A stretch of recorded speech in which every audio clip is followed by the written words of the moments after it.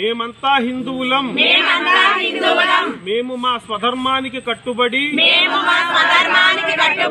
భారతీయ సనాతన ధర్మమైన ఉగాదిని మాత్రమే నూతన సంవత్సరంగా జరుపుకుంటాం. డిసెంబర్ 30 జనవరి 1ని నూతన సంవత్సరంగా జరుపుకోం. కొత్త అమావాస్య రాత్రి నూతన సంవత్సరానికి ఆహ్వానం పలుకుతూ రంగురంగుల ముగ్గులు పెట్టుకుంటాం. డిసెంబర్ 31 నైట్ ఎటువంటి ముగ్గులు పెట్టుకోం.